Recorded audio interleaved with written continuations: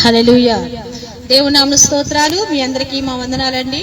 ఈరోజు ప్రభువారు సిలువలో పలికిన 7 మాటల విషయమే మనం ధ్యానం చేయబోతూ ఉన్నాము. చిన్న ప్రార్థన ద్వారా ఈ మాటలను మనం ప్రారంభించుకుందాం. మహాపరిశుద్ధుడైన యేసయ్య, నీకే వందనాలు ప్రభువా. నీ మహాకృపను బట్టి, దయను బట్టి తండ్రి, మరొకసారి నీ మాటలు మేము ధ్యానించడానికి నీవు ఇచ్చిన అవకాశం కొరకే వందనాలు. ఉదయకాలం మందు ప్రభువా 2 స్థలాల్లో కూడా అద్భుత రీతిగా నడిపించావు. ఈ రాత్రికాల సమయం మందు కూడా ప్రభువా నీవు పలికిన మాటలను మరలా మేము నెమరు వేసుకుంటూ వాటిని ధ్యానం చేస్తూ ఉండగా దేవా నీ ఆత్మ నడిపింపును మాకు దయచేయి నాయన. వినగల చెవుని, గ్రహించగల మనసును మాకు అనుగ్రహించండి. ఈ లైవ్ ద్వారా ఎంతమంది అయితే నీ మాటలు వింటున్నారో వారందరి హృదయాలతో వారితోనూ మీరు మాట్లాడము, మాతోనూ మీరు మాట్లాడము. నీ నామ మహిమార్థంగా మీరు దీవించి నీవే నీ ఆత్మ సహాయం మాకు అనుగ్రహిస్తారని నమ్ముచు యేసయ్య నామం పేరట అడుగుచున్నాం తండ్రి, ఆమేన్. హల్లెలూయా, హల్లెలూయా. దేవునికి స్తోత్రం. మీ అందరికీ మా వందనాలండి. అయితే యేసు ప్రభువు వారి యొక్క సిలువ ధ్యానంలోనికి మరొకసారి, ఎందుకంటే ఇది మీరు కూడుకోవటము ఇప్పుడే, అయితే ఉదయకాలం మందు 2 స్థలాల్లో కూడా ప్రభువు పలికిన 7 మాటలను ధ్యానం చేయటం అనేది జరిగింది. అయితే ఎన్నో దేవుడు కొత్త విషయాలను బయలుపరుస్తూ అనేక మంది ఇక మాటలకు స్పందించడం అనేది జరుగుతా ఉంది. హల్లెలూయా. అయితే దేవుడు ఈ రోజు మనతో కూడా ఆయన మాట్లాడడానికి ఇష్టపడుతూ ఉన్నాడు. గుడ్ ఫ్రైడే అని ఈ రోజు మనము ఆ మాట పిలువబడుతుంది. గుడ్ ఫ్రైడే అంటే మంచి శుక్రవారము, శుభ శుక్రవారము, మహా శుక్రవారము అని పిలువబడతా ఉంది. అయితే మంచి శుక్రవారం ఎలాగనైంది? ఎంతో మంది గనులైన వారు ఈ లోకంలో మరణించారు. అయితే అవేమి ప్రాచుర్యంలోనికి రాలేదు. అయితే యేసు ప్రభువారే చనిపోవడము అది మంచి శుక్రవారం అని ప్రపంచమంతా గుర్తించినట్లుగా ఎందు నిమిత్తం జరిగింది? ఒక ఇంటిలో ఎవరైనా చనిపోతే వాళ్ళకి మంచి జరిగింది, శుభం జరిగింది మనం అంటామా? కానీ అనము. కానీ యేసు ప్రభువారు చనిపోతే అది మంచి అని పలకబడతా ఉంది. హల్లెలూయా. అయితే యేసు ప్రభువారు ఆయన సిలువ వేయడానికి, యేసు ప్రభువారు సిలువ వేయడానికి ఎంతో దూరము ఆయన నడిపించారు. సిలువ, భారమైన సిలువ, బరువైన సిలువ ఆయన మీద మోపుతూ ఎంతో దూరము నడిపించడం అనేది జరిగింది. అయితే ఏ నేరం ఆయన చేయలేదు, ఏ నేరము చేయలేని ఆయన యేసు ప్రభు యొక్క మాటలే ఆయన వక్రీకరించి వారందరూ కూడా ఆ ప్రభు మారి మీద తప్పు మోపి ఆయన సిలువ మోయేటట్లుగా, శిక్ష పడేటట్లుగా ఆ ప్రజలందరూ కూడా ఆ రీతిగా నడిపించబడ్డారు. హల్లెలూయా. అయితే యేసు ప్రభువారు నేరం మోపడానికి కారణమేమీ లేదు. కానీ వారి యొక్క యేసు ప్రభువారు పలికిన ఆ మాటలే ఇలాగనన్నాడు, దేవదూషణ చేశాడు అని లేనిపోయిన విషయాలను దాన్ని వక్రీకరించి ప్రభు వారిని సిలువ వేయటం అనేది జరిగింది. ఎంతో ఘోరమైన శిక్ష అనేది కలిగింది. అయితే మంచి శుక్రవారం అని ఎందుకని పిలువబడతా ఉంది? మంచి శుక్రవారం అని ఎందుకని అంటున్నారు? ఇది మన పండగలాగా జరుపుకుంటాము. అయితే ఎందుకని అంటే ప్రపంచంలో మనుషులందరికీ కూడా ప్రభువారు మరణించడం అనేది మనకు నిత్య జీవము దొరికింది. హల్లెలూయా. అందుకనే ప్రభు ఒక నిత్య జీవాన్ని మనకు అనుగ్రహించి ఉన్నాడు. ఆ రీతిగానే పరలోకానికి ఆయన దారి చూపించాడు. యేసు ప్రభువారు పడిన ఆ సిలువ శ్రమలే. హల్లెలూయా. ఆ సిలువ మార్గమే మనకి పరలోకానికి ఒక దారిని వేసింది. అందుకనే మనుషుడు నరకంలో పడకుండా, పాపంలో నుండి, నరకంలో నుండి తప్పించబడినట్లుగా ఈ రోజు యేసు ప్రభువారు చనిపోవడం అనేది ఒక ఘనమైన గొప్పమైన కార్యము. అందుకునే యేసు ప్రభువారి వలన మనకి ఈ రోజు మంచి జరిగింది. దేవునికి స్తోత్రం. మంచి జరిగింది అని అంటే దానికి అందుకునే మంచి శుక్రవారం అని పేరు పెట్టబట్టం అనేది మనం చూస్తూ ఉన్నాం. దేవునికి స్తోత్రం. అయితే మన పాపాలను తొలగించడానికి ఆయన కన్యక గర్భంలో జన్మించాడు. 33 జీవించిన జీవిత కాలములో 3.5 సంవత్సరాలు ఎన్నో అద్భుతమైన కార్యాలు జరిగించాడు. పాపములను క్షమించాడు. రోగం కలిగిన వారిని, దయ్యాలు పట్టిన వారిని, అనేకులని ఆయన రక్షించాడు, కాపాడాడు. అయితే ఆయన అందరి మీద ఒకే ప్రేమను చూపిస్తూ ఉన్నాడు. దేవుని ప్రేమ అంటే ఇలా ఉంటుందని ఏ రీతిగా యేసు ప్రభువారు తెలియజేశారో ఆ మాటను బట్టి అంట కొంతమంది ఓరవలేక ఇక యేసు ప్రభువారు ఏంటి, లోకమంతా కూడా ఆయన వెంబడి వెళ్తుంది, యేసు ప్రభువారికి మాటలు వినడానికి ఇంత జనసమూహాలు వెళ్ళిపోతూ ఉన్నారని చెప్పి కొంతమంది ఓరవలేక లేనిపోయిన వాటిని యేసు ప్రభు వారి మీద మోపి ఆయన చంపాలి అని అనుకున్నారు. హల్లెలూయా. అందుకనే ఆయనకు ఘోరమైన శిక్ష, సిలువ శిక్ష అంటే అదొక క్రూరమైనది. ఎంతో ఘోర పాపులైతేనే గాని సిలువకు అప్పగించడం అనేది జరగదు. దేవునికి స్తోత్రం. ఇలాంటి సమయంలో యేసు ప్రభు వారు సిలువ మరణానికి ఆయన ప్రయాణం చేయడం అనేది జరిగింది. నిజంగా ఆయన కొట్టగలిగిన వాడు కానీ, ఆయన చంపగలిగిన వాడు కానీ ఎవరినో కూడా లేనే లేరు. అందుకనే ఆయన కొట్టడానికి ఆయన ఒప్పుకున్నాడు. ఆయన తన దేహం చేర్చబడినట్లుగా ప్రభు వారి యొక్క దేహాన్ని ఆయన అప్పగించుకుని ఉన్నాడు. హల్లెలూయా, హల్లెలూయా. అయితే ఈ రోజు యేసు ప్రభు వారు పలికిన 7 మాటల గురించి, అంటే ఉదయకాలం ముందు మరి గంగనపల్లిలో కానీ రేచర్లపేటలో కానీ వీటి విషయం మాట్లాడటం అనేది జరిగింది. అయితే ఆ మాటలను క్లుప్తంగా చిన్ని పదాలైన ప్రభు ఆ విషయం ద్వారా మనతో ఏం మాట్లాడుతున్నారో ఈ రోజు మనము పరిశీలిద్దాం. అయితే యేసు ప్రభు వారు పలికిన మొదటి 7 సిలువలో పలికిన ఈ 7 మాటల్లో కూడా మొదటి 3 మాటలు తన చుట్టూ ఉన్న వారి ప్రజలతో ఆయన మాట్లాడాడు. మిగతా 4 మాటలు అంధకారంలో ఉన్న వారితో ప్రభు మాట్లాడటం అనేది జరిగింది. హల్లెలూయా. అయితే ఈ రోజు మొదటి మాటగా ప్రభు మనతో మాట్లాడుతున్న మాట లూకా సువార్త 23వ అధ్యాయము 34వ వచనం. దీనిలో రాయబడిన మాట ఏమనుందంటే, తండ్రి వీరేమి చేయుచున్నారో వీరెరుగురు గనక వీరిని క్షమించుము అని ప్రభు వారు పలకటం అనేది జరిగింది. నిజంగా ఈ మాట ప్రభు అంటున్నాడంటే ఆయనకు ఒక ఉద్దేశం అనేది ఉంది. ఎందుకంటే నాలాగా నా పిల్లలు ఉండాలి, మాదిరికరంగా ఉండాలి అని ఒక మాదిరిని ఆయన చూపిస్తున్నాడు. ప్రపంచంలో మానవాళిని ఎవరిని కూడా ఆయన పోగొట్టుకోవడం ఇష్టం లేదని కనుకనే తండ్రిని క్షమించమని కోరటం అనేది జరిగింది. దేవునికి స్తోత్రం. అయితే ఈ రోజు ప్రభు మనతో మాట్లాడుతున్నాడు. సిలువలో పలికిన ఈ మొదటి మాట, ఈ మాటలో దేవుని యొక్క ప్రేమ ఎంత ఉందో, దేవుని యొక్క క్షమ అనేది అది కొనసాగుతూనే జరుగుతూనే ఉంది. హల్లెలూయా. అయితే దేవుని ప్రేమ ఎలా ఉంటుంది అని దేవుడు సిలువలో కూడా ఆయన ప్రేమను కనపరుస్తూనే ఉన్నాడు. అందుకనే ఆ మొదటి మాటలో మనము చూస్తూ ఉంటాం, తండ్రి వీరేమి చేయుచున్నారో వీరెరుగురు గనక వీరిని క్షమించండి. తండ్రి అనే పదములో మనకి ఎవరు కనబడుతున్నారంటే దేవుడు కనిపిస్తున్నాడు. అయితే యేసు ప్రభువు ఈ మాటను పలుకుతా తండ్రి అని ప్రార్థన చేస్తూ ఉన్నాడు. హల్లెలూయా. మొదటి మాటలో మనం ప్రార్థన చూస్తూ ఉంటాము, చివరి మాటలో కూడా తండ్రి అని పలకటం మనము చూస్తూ ఉన్నాము. హల్లెలూయా. అయితే దేవుడు ఈ రోజు సెలవిస్తున్న మాట తండ్రి అని పలికాడంటే 4వ మాటలో కూడా నా దేవా నా దేవా నన్నెందుకు చెయ్యి విడిచితివి, దానిలో 4వ మాటలో కూడా నా దేవా అని దేవుణ్ణి వేడుకోవడం ఉన్నాం. హల్లెలూయా. అయితే మొదటి మాట తండ్రి అని ఆయన ప్రారంభించాడు, చివరి మాట కూడా తండ్రి అని ఆయన ముగించడం అనేది మనము చూస్తూ ఉన్నాం. దీనిలోనే తండ్రి అని అంటే ఆయన ప్రార్థనతోనే అంటుకునే దేవుడు మనకి ఏం నేర్పుతున్నాడంటే ప్రతి పనికి కూడా ముందు కరమైన విషయాన్ని ప్రభు వారు మనకు తెలియచేయటం అనేది మనం చూస్తూ ఉన్నాం. ఆయన జీవితంలో సేవలో రావడానికైనా, శిష్యులని ఎన్నిక చేయడానికైనా గెత్సేమనే తోటలో ఆయన ప్రార్థన చేశాడు. అద్భుతాలు జరగాలన్న ప్రార్థనే, సిలువ మీద ప్రార్థనే. హల్లెలూయా.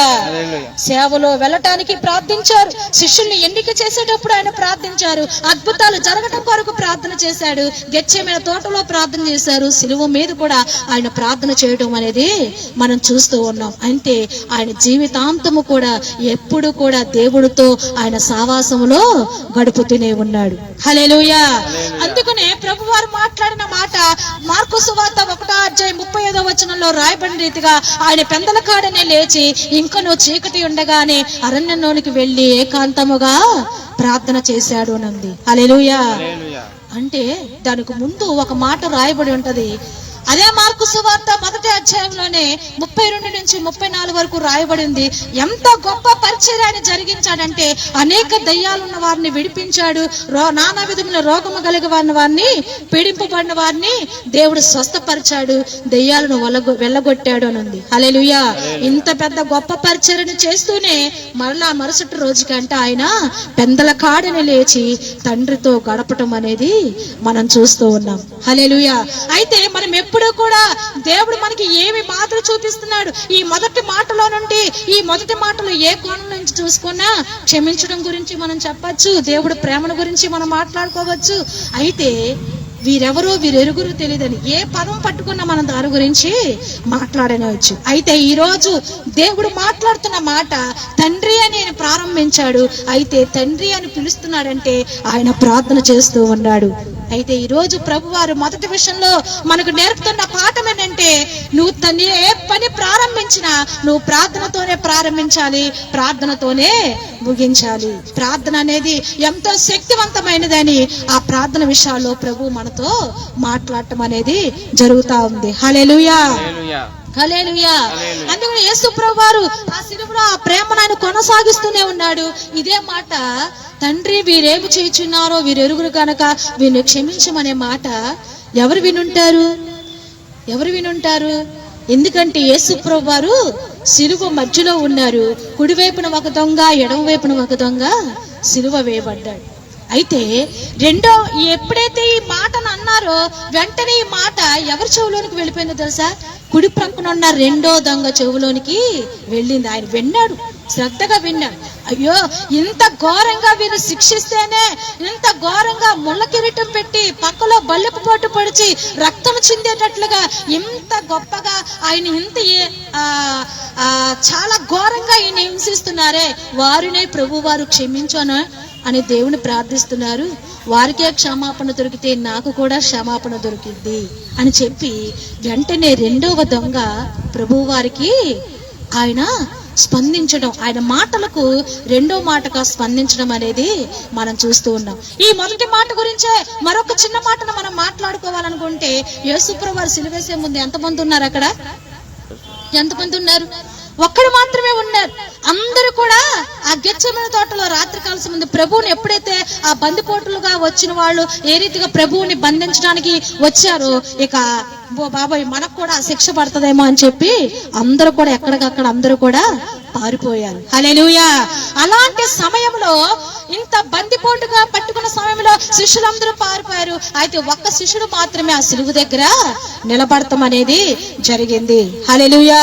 అలాంటి సమయంలో ప్రభు వారు మాట్లాడుతున్న మాట, తండ్రి వీరేమి చేయుచున్నారో వీరెరుగురు గనక వీరిని క్షమించుము అని కోరుకున్న ఆ మాట ఏమని జరిగిందంటే, ఏ మూల నుండి ఏ శిష్యుడు జన సమూహాల్లో ఉన్నాడో, ఏ ప్రక్కన ఉన్నారో మిగతా శిష్యులందరూ కూడా వారి చెవుల్లోనికి వినే ఉంటారు.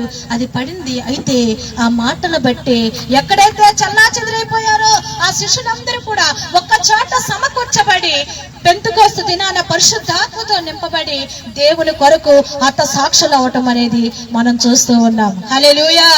అంటే తండ్రి వీరేమి చేయుచున్నారో వీరెరుగురు కనుక వీరిని క్షమించమని ప్రార్థనలో విజ్ఞాపన ప్రార్థన ఉంది. విజ్ఞాపన ప్రార్థన అంటే ఇతరుల కోసం చేసే ప్రార్థనలు. హల్లెలూయా. ఇతరుల కోసం ఎప్పుడైతే ప్రార్థన చేస్తారో ఖచ్చితంగా వారిలో మార్పు అనేది కలుగుతా ఉంటది. మార్పు కలుగుతుందా? కలిగింది. ఈ కుడివైపున దొంగ కూడా తనలో మార్పు కలగడానికి ఆయన అనే మొదటి మాటే, యేసు ప్రభు శిష్యులు కూడా చల్లా చెదిరిపోయారు. అయితే యేసు ప్రభుని బంధించి సిలువకు అప్పగించారు. రేపు మన పరిస్థితి కూడా ఇలా ఉంటదని చెప్పి ప్రభు ఎవరో మాకు తెలియదు అన్నారు. ప్రభు ఎవరో తెలియదు అన్నారు. బందిపోటులు వచ్చి ప్రభు వారిని పట్టుకుని ఉంటే అక్కడి నుంచి శిష్యులందరూ కూడా పారిపోయారు. అయితే ఎప్పుడైతే ప్రభు వారు పలికిన ఆ మాటను బట్టి వారిలో గొప్ప మార్పు వచ్చేసిందేమో. అందుకే వారందరూ కూడా ఎక్కడైతే చెదిరిపోయారో ఆ శిష్యులందరూ కూడా సమకూర్చబడి గొప్ప సేవను వారు చేయటం అనేది జరిగింది. హల్లెలూయా. అందుకనే మన క్లిష్టమైన పరిస్థితుల్లో, మన దీనమైన పరిస్థితుల్లో ఎవరి దగ్గరకు వెళ్ళటము కాదు, కానీ మనం పరిస్థితుల్లో తండ్రి తండ్రి అని నీవు తండ్రిని యేసు అది సంపూర్ణము అవ్వదు. దేవునికి స్తోత్రం. ఒకడైతే అంటున్నాడు, నిన్ను నువ్వు రక్షించుకొని మమ్మల్ని కూడా రక్షించవచ్చు కదా అని లేని వారు దేవుడి బిడ్డల జీవితాల్లో ప్రార్థనా విజ్ఞాపనలు అనేవి ఉండాలని దేవుడు ఆశిస్తూ ఉన్నాడు. దేవునికి స్తోత్రం. ఇలాంటి క్లిష్టమైన పరిస్థితుల్లో ఎవరికి ఉంటే మనము ఎలాంటి వారమో ఏ పార్టీ వారమో అనేది మనకు తెలిసిపోతా ఉంటది. దేవునికి స్తోత్రం. అయితే ప్రభువారు సిలువ వేయబడుతున్న ఆ కలవరి కొండపై కుడివైపున నీ దొంగ మాట్లాడుతున్న ఆ మాటకి వెంటనే ఆయన చెవులో పడిందో, తండ్రి వీరేమి చెబుతున్నారో వీరెరుగురు కనుక వీరిని క్షమించమని ఆ కుడివైపున దొంగ ఏమని పలికాడో తెలుసా? యేసు అని పిలిచాడు. హల్లెలూయా. వశము చేసేసుకున్నాడు. హల్లెలూయా. వెంటనే ప్రభు వారు స్పందించడం జరిగింది. నేడే నువ్వు నాతో కూడా పరదేశంలో ఉంటావు. హల్లెలూయా. నేడే అన్నప్పుడే మనం ప్రభు తట్టు అనేది మనకు శ్రేష్టమైన సమయం. ఎందుకంటే అవకాశాలు ఉండొచ్చు, ఉండకపోవచ్చు.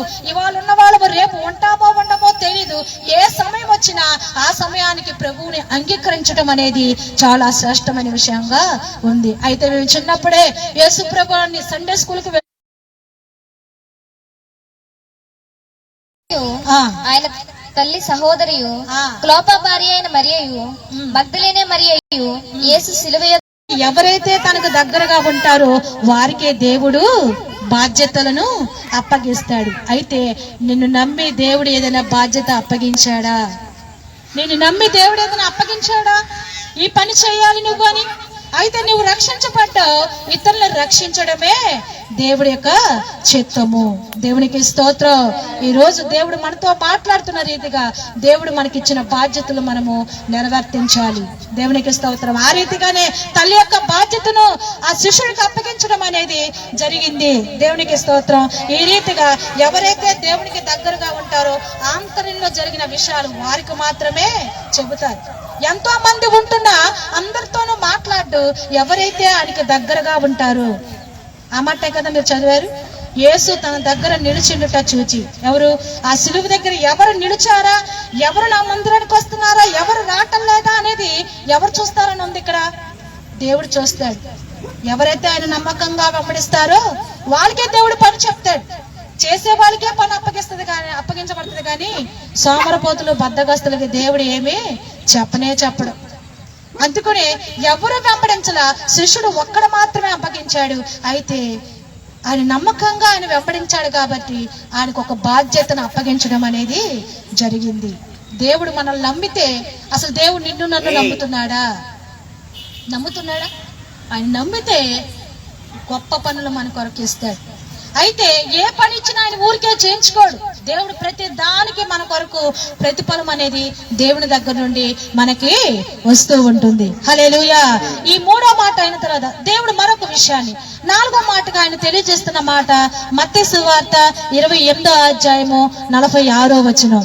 ఇంచుమించు 3 గంటలప్పుడు యేసు ఏలీ ఏలీ లామా సబక్తాని అని బిగ్గరగా కేక వేసెను. హల్లెలూయా. ఇక్కడ ఏమని రాయబడిందంటే ఏలీ ఏలీ లామా సబక్తాని బిగ్గరగా కేక వేసెను. ఆ మాటకు అర్థము నా దేవా నా దేవా నన్నెందుకు చెయ్యి విడిచితివి. హల్లెలూయా. ఇక్కడ రాయబడిన మాట ఏంటంటే నా దేవా నన్నెందుకు చెయ్యి విడిచితివి. ఎందుకు చెయ్యి విడిచాడు? తండ్రి ఎందుకు చెయ్యి విడిచాడో తెలుసా? దేవుడు ఒక గొప్ప గూఢార్థమైన మాట ఇక్కడ దాగబడి ఉంది. అంటే నీ విషయాలు తెలియక కాదు గాని నీ గురించి నాకు తెలుసు. అయితే నీ గురించి అందరికీ తెలియాలి.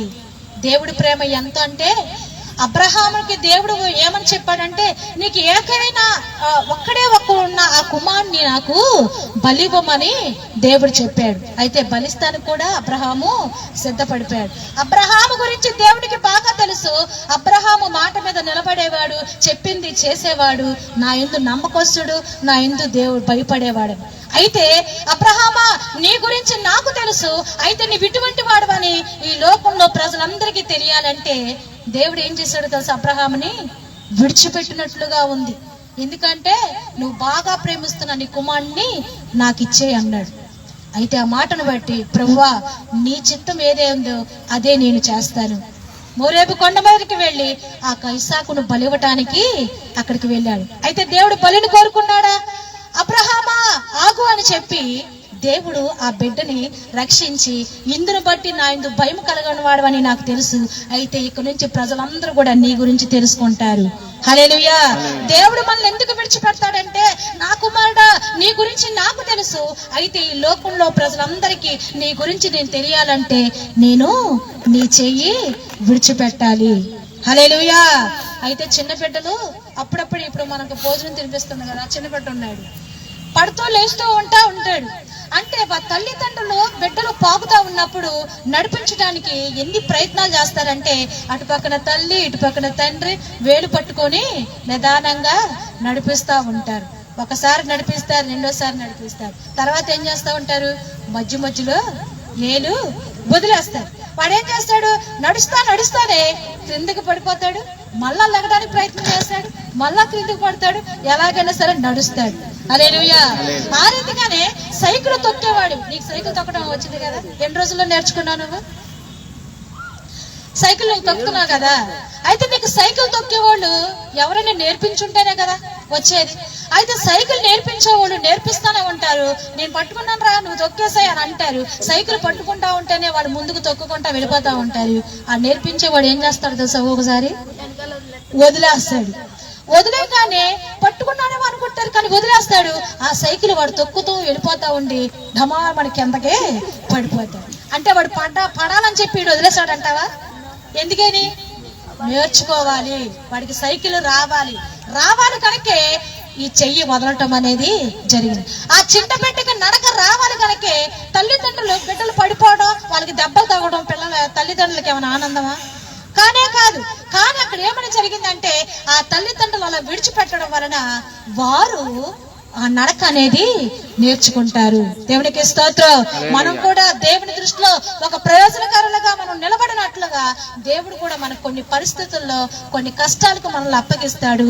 ఆయన మనల్ని విడిచిపెట్టినట్లుగా ఉంటాడు, కానీ మన ప్రక్కనే ఆయన ఉంటాడు. నిజమేనా? బిడ్డను నడిపిస్తా ఉండగానే పక్కనే ఉంటారు, తల్లిదండ్రులు ఉంటారు. అది కింద పడుతున్నారా లెగుస్తున్నారా ఎలా లెగుస్తున్నారని చూస్తారు. మరీ ఎక్కువగా గుంటలోనో లేకపోతే నిప్పు దగ్గరకు వెళ్ళిపోతున్నాడంటే తక్కువని తల్లిదండ్రులు స్పందిస్తారు, పక్కనే ఉంటారా? దేవుడు కూడా మన ప్రక్కనే ఉంటాడు, కానీ విడిచిపెట్టినట్లుగా దేవుడు కొన్ని కష్టాలకు మనల్ని అప్పగిస్తాడు. ఆ సమయంలో అనుకుంటారు, దేవుడు నా యందు లేడేమో అనుకున్నంత ఫీలింగ్ అనేది కలుగుతా ఉంటాం. కానీ దాని వలన మనము దేవుడి వరకు తోడుగా ఉన్నాడు కాబట్టి ఈయన అన్నీ చేసుకుంటా వచ్చాడు, దీంట్లో నుంచి రాణించుకుంటా వచ్చాడు అనే మాట నీకు రాకూడదు అనుకుని తండ్రికి నీ కుమారునికి ఎడబాటు అనేది కలిగింది. దేవునికి స్తోత్రం. అందుకు ఆయన మాట్లాడుతున్న మాట, నా దేవా విడిచితివి. హల్లెలూయా. జీవితంలో మనం ప్రయోజనం అవ్వాలని, సంపూర్ణంగాను ఒక ఆత్మీయ పరిపూర్ణతలోనికి రావాలి అంటే ఖచ్చితంగా కొన్ని కష్టాలకి దేవుడు అప్పగిస్తాడు, వాటిని మనము ఆహ్వానించాలి. అయితే మేము చిన్నప్పుడు ధరించామన్నాం కదా, కష్టపడుతూ ఉండేవారు. ముగ్గురు ఆడపిల్లలు ఎలా పైకి తీసుకురావాలని ఎన్నో బాధలు ఎన్నో కష్టాలు గుండా మా కుటుంబం నడుస్తా వెళుతా ఉంది. అయితే ఒక దర్శనం అనేది కలుగుతా ఉంది. ఆ దర్శనంలో ఏముందో తెలుసా? ఇనుప కొలిమి ఎప్పుడైనా చూసారా? ఆ ఇనుప కొలిమిలో అక్కడ రాడ్డును పెట్టారు. ఎన్నో శ్రమలు గుండా వీరు దాటించుకుంటా వచ్చాను, ఇక ఈ కష్టాలు ఇక్కడతో అయిపోయినాయి, ఆపండి. హల్లెలూయా. అంటే దీనికి ఒక రూపం వచ్చింది, ఇది మలచబడింది కనుక ఇక దీన్ని కొట్టడం ఆపండి. దేవునికి స్తోత్రం. ఆ రీతిగానే మా కుటుంబ విషయంలో ఎన్నో పరిస్థితుల్లో ఒడిదుడుకులోని కష్టాల్లో నిలబెట్టడం అనేది జరిగింది. ఎందుకంటే ఇక ఇది దైవకంగా ఒక ఆకారం అనేది వీరికి కలిగింది. ఇక నన్ను వదిలిపెట్టి వీళ్ళు ఎక్కడికి వెళ్ళరు కనుక ఆ శ్రమలకు ఇంకా ఫుల్ స్టాప్, ఇంకా ఆగాల్సిందే, ఇంకా దెబ్బలు పడటానికి వీలు లేదు. ఆ రీతిగా దేవుడు ఆ రోజు ఆ దర్శనాన్ని ఇచ్చి ప్రభువారు మమ్మల్ని పైకి లేపాడు. నీకు నీవే నాకు నీవే నిరూపించుకోవాలి. నేను నిలబడేదాన్నా పారిపోయేదాన్నా, నేను నమ్ముకొని స్థిరంగా ఉండేదాన్నా రాతే బయటికి వెళ్ళిపోయేదాన్నా. దేవుడు లేడు, ఏమీ లేడు, దేవుడు నాకేం చేశాడు, బైబిల్ చదవను, నేను ప్రార్థనకు వెళ్ళను, ఏ రీతిగా మాట్లాడుతున్నామా అనేది భక్తి జీవితంలో నీకు నీవే నిరూపించుకోవాలి. అందుకనే నా దేవా నన్నెందుకు చేయి విడిచితివని యేసు ప్రభువారు పలికిన ఆ మాటకి, నా కుమారుడా నీ గురించి నాకు తెలుసు, అయితే ఈ ప్రపంచంలో అందరికీ నీ గురించి తెలియాలంటే నా చెయ్య నేను విడిచిపెట్టాలి. అందరూ అంటారు వారి తండ్రి దేవుడు ఆయనకు తోడుగా ఉన్నాడు కాబట్టి అన్నిటినీ జరిగించొచ్చారు అనే మాట నీకు రాకూడదని నా చెయ్య నిన్ను విడిచిపెట్టాను. దేవునికి స్తోత్రం. అయితే నిరూపించుకోవాల్సిన బాధ్యత, నిలబడాల్సిన బాధ్యత, నీ భక్తి ఏంటో, దేవుని యందు నీకు కలిగిన విశ్వాసం ఏంటో కనపరుచుకునేది నీకు నీవుగానే కనపరుచుకోవాలి, నాకు నేనుగానే కనపరుచుకోవాలి. హల్లెలూయా. 5వ మాట యోహాను సువార్త 19వ అధ్యాయము 28వ వచనం. అటు తరువాత సమస్తమును అప్పటికి సమాప్తమైనదని యేసు ఎరిగి లేఖనం నెరవేరునట్లు నేను దప్పికొనుచున్నాను. హల్లెలూయా. ఇక్కడ ఒక మాటను మనం చూస్తుంటాం. యేసు ప్రభువు తన శక్తినంతా కూడగట్టుకొని మాట్లాడుతున్న మాటలే ఈ యొక్క 7 మాటలు. ఈ 7 మాటల్లో 5వ మాట ప్రభు మాట్లాడుతున్న మాట అంటే రాయబడింది అన్ని విషయాల్లో. హెబ్రీ రాసిన పత్రిక 4వ అధ్యాయం 15వ వచనంలో అన్ని విషయాలలో మన వలె శోధించబడ్డాడు, ఆయన శారీరకంగా బాధపడుతున్నాడు, కానీ ఎప్పటికీ నీ పాపానికి ఆయన తలవగ్గలేదు. హల్లెలూయా. అయితే ఈ మాటలో రాయబడిన ప్రకారంగా ఆయన దప్పికొనుచున్నాడు అని ఉంది. ఏం దప్పిక? ఈ లోకంలో ఎన్నో దాహాలు ఉన్నాయి. చెప్పండి, ఎన్ని దాహాలు ఉన్నాయి అంటారు? ప్రేమ దాహం ఉంది, ధన దాహం ఉంది, పదవి దాహం ఉంటది, ఇంకా ఎన్నెన్నో దాహాలు ఉన్నాయి. అయితే దేవుడు ఆ దాహాల గురించి ఆయన చెప్పట్లా. నేనెందుకు దప్పికొంటున్నాను అని అంటే, నా దప్పిక తీర్చేయడానికి మీరే నా దప్పిక తీర్చగలరు. దప్పిక అంటే ఒక తృష్ణ కొన్నాను అని దేవుడు మాట్లాడుతున్నాడు. నేను ఒకటి ఆశపడుతున్నాను అని దేవుడు మాట్లాడుతున్నాడు. ఏమని ఆశపడుతున్నాడంట?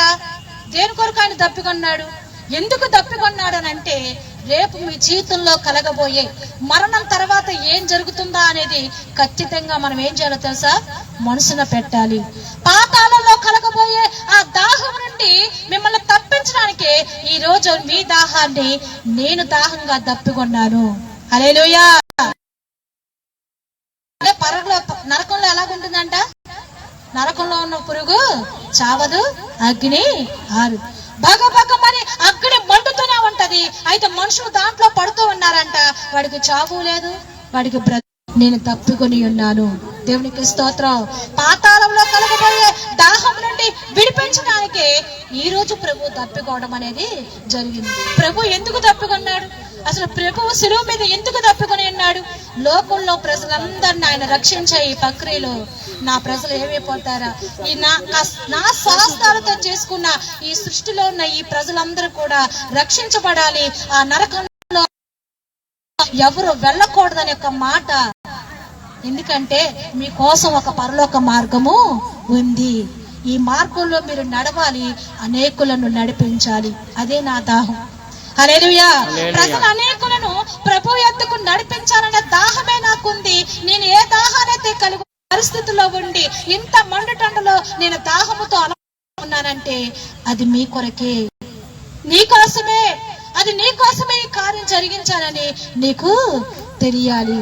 అయితే మన కోసం ఆ కార్యాన్ని దేవుడు జరిగించాడు. ఆయన బిడ్డలుగా మనల్ని ఏం చేస్తున్నాడు తెలుసా? దేవుని యొక్క దప్పిక నువ్వు తీర్చాలంటే ఆ ప్రభుని గురించి ఎందుకని మరణించాడో ఆయన మరణించింది. దీని గురించి ఎవరు చెబుతారు? ఎవరు మాట్లాడతారు? ఓన్లీ దైవజనులు మాత్రమే మాట్లాడితే ఎంతవరకు ఈ మాటలు వెళ్తాయి? ప్రభు మాట్లాడుతున్న మాట, నిన్ను దేవుడు రక్షించుకున్నాడు. మనకు ఇచ్చిన ఒక బాధ్యత, నీ ఇతరుల్ని రక్షించాలి. నిన్ను దేవుడు నడిపించాడు. ఒకప్పుడు మనము అంధకారంలోను అన్యజనులుగా విగ్రహారాధనలో ఉన్నాము. ఈ రోజు దేవుని యొక్క శాంతి, సమాధానాన్ని, నెమ్మది మనం పొందుతున్నాం. అయితే మన కుటుంబం బాగుంది, నేను బాగున్నాను వాళ్ళు ఎవరున్నారు? దేవుడు మనతో మాట్లాడుతున్న మాట, ఆయన దప్పిక నువ్వు తీర్చాలంటే ఆయన దాహు ప్రజలను అనేకులు ప్రభువులోనికి తీసుకుని వచ్చి ఆయన మాటలను తెలియజేయాలి. హల్లెలూయా. 6వ మాట యోహాను సువార్త 19వ అధ్యాయము 28వ వచనం నుండి 30వ వచనం వరకు. అటు తర్వాత సమస్తమును అప్పటికి సమాప్తమైనదని యేసు ఎరిగి లేఖనం నెరవేరినట్లు నేను దప్పుకొనిచున్నాను.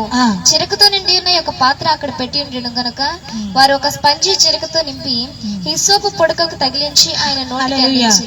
ఇప్పుడు ఒక మాట ఏమని రాయబడిందంటే, ఈ 6వ మాటలో సమాప్తమైనది. హల్లెలూయా. సమాప్తమైనది అని అంటే 4వ మాటకి ఇక్కడ రాయబడిన మాట ఏంటంటే, 6వ మాటలో దప్పికొనిచున్నాను ఎప్పుడైతే అన్నాడో ఆ మాటతో ఇక ఆయన ఇచ్చిన చేయాల్సిన పనులన్నీ కూడా పరిపూర్ణంగా జరిగించేశాడు. ఆయన సమాప్తమైనది అని అన్నాడంటే ఏది సమాప్తమైంది? ఈ లోకంలోనికి యేసు ప్రభువారు ఏ కార్యం గురించి వచ్చాడో ఆ పని సమాప్తమైనది. యేసు ప్రభువారు రాకమునిపే కొన్ని సంవత్సరాల క్రితం ప్రభువు గారి గురించి ఏదైతే మాట్లాడి ఉన్నారో ఆ కార్యము సమాప్తమైనది. శిలువ శ్రమలో సమాప్తమైనది. అయితే దేవుడి సృష్టి ఆరంభము నుండి ఏ కార్యమైతే చేయాలని మానవులకి రక్షణ భాగ్యం ఇవ్వాలని కోరుకున్నాడో ఆ రక్షణ భాగ్యము మానవులకి ఇవ్వటం అనేది సమాప్తము. దేవునికి స్తోత్రం. దేవుడు అన్ని విషయాల్లో కూడా సమాప్తమైనది సమాప్తమైనది అని చెప్పాడు. సమాప్తమైనది అంటే ఆ మాట పలకాలంటే ఎంతో గట్స్ ఉండాలి. దాని అర్థం ఏంటో తెలుసా? అన్ని చేసేవాడే చెప్తాడు కానీ ఇంకా ఏదైనా పని మిగిలిందనంటే ఆ మాట చెప్పే అవకాశం లేనే లేదు. సమాప్తమైనదంటే ఆయన అప్పగించిన ప్రతి పనిని కూడా ఆయన సంపూర్ణంగా దాన్ని జరిగించి సమాప్తం చేయడం అనేది జరిగింది. హల్లెలూయా. అయితే సమాప్తానికి ఇంకొక మార్గం, ఇంకొక మాట ఏంటంటే ఆయన పని ప్రారంభించి దాన్ని ముగించాడు. అయితే సమాప్తం ఏంటంటే మన జీవితంలో ఇక ఆరంభము. హల్లెలూయా. ప్రభువారు ఏదైతే తనకు అప్పగించిన పని సంపూర్తి చేశాడో దాన్ని ముగించాడు. అయితే మన జీవితంలో అది ఆరంభమైంది. ఏది ఆరంభమైంది? దేవుడు ఏదైనా బాధ్యతను అప్పగించాడా? శిష్యులను లోకం అక్కడ రాయబడిందంటే ప్రజలందరూ కూడా నా శిష్యులను మీరు చేయండి, మీరు వెళ్ళి లోకంలోనికి నా సువార్తను ప్రకటించి నా శిష్యులుగా మీరు చేయండి అని దేవుడు ఒక పని మనకు అప్పగించాడు. అయితే ఆయన వచ్చిన పని పరిపూర్ణంగా జరిగించాడు. అయితే మనకు అప్పగించిన పని మన ఇంటి వాళ్ళనే మనం సంరక్షించుకోకపోతే, మన ఇంటి వాళ్ళకే దేవుడు మాటల గురించి మన గృహంలో ఉన్న వాళ్ళే మన చర్చికి రాకపోతే బయట వాళ్ళు వస్తారా? మన కుటుంబంలో వస్తున్నారా లేదా? అందుకనే 10 మంది కుష్ఠరోగులు శుద్ధి వెళ్ళినప్పుడు ఎంతమంది వచ్చారు ప్రభు దగ్గరికి? ఒక్కడే వచ్చాడు. ఆ ఒక్కడే యేసు ప్రభు వారు ఏమని అడిగాడు? మిగతా 9 మంది ఎక్కడా? దేవుడు ఈ రోజు మనతో మాట్లాడుతున్న మాట, నీవు వస్తే నీ ఇంటి వారి విషయంలో దేవుడు అడుగుతా ఉంటాడు, మిగతా వారు ఏరి, వాళ్ళు ఎక్కడున్నారు అని. హల్లెలూయా. అయితే దేవుడు మనకు అప్పగించిన పని, ఆ బాధ్యత మనము పరిపూర్ణంగా దాన్ని జరిగించి సమాప్తము చేయాలి. సంఘంలో ఏ పని అయితే నీకు అప్పగించబడిందో దాంట్లో నమ్మకంగా ఉండాలి. ఒకరు పాటలు పాడగలుగుతారు, ఒకరు ప్రార్థన చేయగలుగుతారు, ఒకరు పరిచర్య చేస్తారు. ఏదైనప్పటికీ ప్రార్థన పరిచర్య చేస్తారు. ఏదైనా దేవుడు మనకు అప్పగిస్తే ఈ పని విషయంలో నా బాధ్యత నేను చేయాలి కాబట్టి నేను వెళ్ళాలి అని ఒక బాధ్యతతో మనం నడిచి మన పనులు ఏం చేయాలంటే అన్ని కూడా జరిగించుకుంటా వెళ్ళాలి. హల్లెలూయా. దేవునికి స్తోత్రం. అయితే ఏ పని చేసినా పనివాడు జీతానికి పాత్రుడు. అవునా? పని చేసామంటే ఖచ్చితంగా వాడికి జీతం ఇవ్వాలి, కష్టపడ్డాడు కదా మరి. అయితే పనివాడు జీతానికి పాత్రుడు. నువ్వు చేసే ప్రతి పనికి దేవుడి యందు ఒక లెక్క ఉంది. లెక్క ఉందా? ఆయన రాసుకుంటాడు. నువ్వు వచ్చింది, సాక్ష్యం చెప్పింది, దేవుడిలో నడుస్తుంది, విశ్వాసంతో ఉంది, వాక్యం చెప్తున్నప్పుడు నీ జీవితంలో దేవుడు ఎలా మార్పు కలిగిస్తున్నాడో, నువ్వు ఎలాగ నిర్ణయాలు తీసుకున్నాడో అన్ని విషయాలకి నువ్వు చేస్తున్న చిన్న పనైనా పెద్ద పనైనా దేవుడి దగ్గర లెక్క ఉంది. అందుకని ఒక మాట రాయబడి ఉంటది కొరింథీయులు రాసిన మొదటి పత్రికలో 15వ అధ్యాయం 2వ పత్రిక 15వ అధ్యాయం 58వ వచనంలో రాయబడింది. అక్కడ ఏమనంటే ప్రభువునందు మన ప్రయాస వ్యర్థము కాదు. హల్లెలూయా. దేవుడి దగ్గర నువ్వు ఏ చిన్న పని చేసినా, ఇది ఊడ్చినా, ఇక్కడ పరదా వేసినా, ఒక మంచినీళ్ళు పెట్టినా, ఒక పాట పాడుతున్నా, నువ్వు ఏ పని చేసినా, ఇతరులకి దేవుడు మాటలు చెప్పి మందిరానికి తీసుకొచ్చినా, వీటన్నిటికంట ప్రభువునందు మీ ప్రయాస వ్యర్థం కాదు. దాని ప్రతిఫలం నేను ఇచ్చేది. మనిషి పనివాడు జీతానికి పాత్రుడు. నువ్వు నా పని చేసావు గనక నేను నీ పని చేస్తా. హల్లెలూయా. ఎంత గొప్ప మాట అంటే, నువ్వు నా కొరకు నిలబడ్డావు, నేను నీ కొరకు నిలబడతా. నువ్వు నా పని చేసావు, నేను నీ పని చేస్తాను.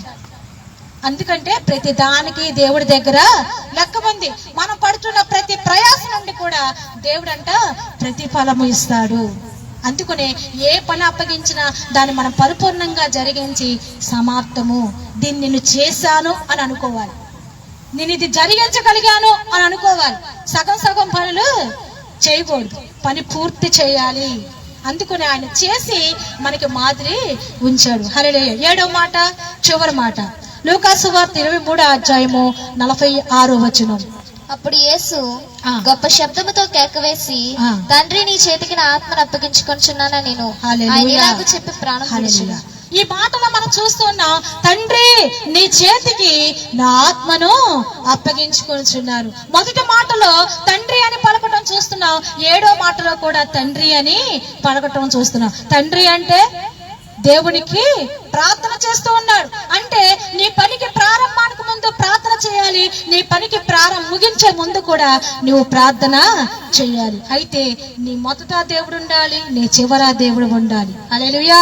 అయితే దేవుడు చెప్తున్న మాట, నిత్యము ప్రతి విషయంలో కూడా దేవుడితో అన్యోన్య సావాసం అనేది మనం కలిగి ఉండాలి. ప్రభువా నా ఆత్మను నీ చేతికి అప్పగించున్నా అంటే దాని అర్థము, ఆత్మను అప్పగించుకుంటున్నాడంటే ఎవరు ఆయన ప్రాణాన్ని తీల, ఆయన కొట్టగలిగిన వాడు కానీ ఆయన చంపగలిగిన వాడు భూమి మీద ఎవరు కూడా లేరు.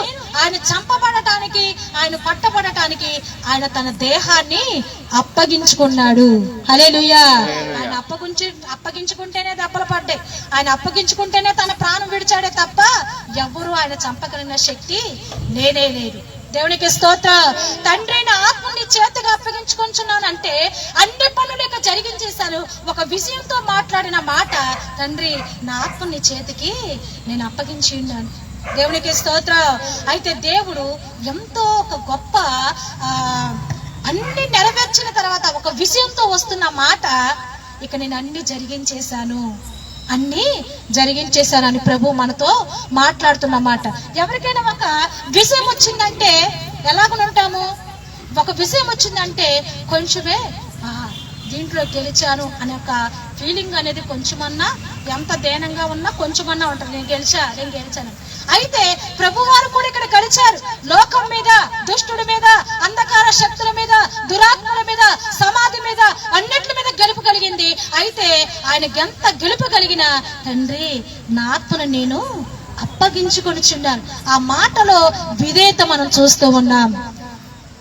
నా ఆత్మ నీకు ఇస్తున్నాను తీసుకోయా అంటాం కాదు, ఎంత పని చేసుకొని వచ్చా నా ఆత్మ నీకు ఇచ్చేస్తున్నానని కాదు, నా ఆత్మను నీకు అప్పగించుకొనిచున్నానని ఆ మాటలో విధేయత మనకి కనబడతా ఉంది. అందుకని ఎంత ఎదిగినా, ఎంత స్థితిలో దేవుడు పైకి మనల్ని తీసుకొని వస్తున్నా, మనిషి జీవితంలో విధేయతగా ఉంటే దేవుడు ఎక్కడైనంత ఎత్తైన కొండపైకి ఆయన ఎక్కిస్తాడు. హల్లెలూయా.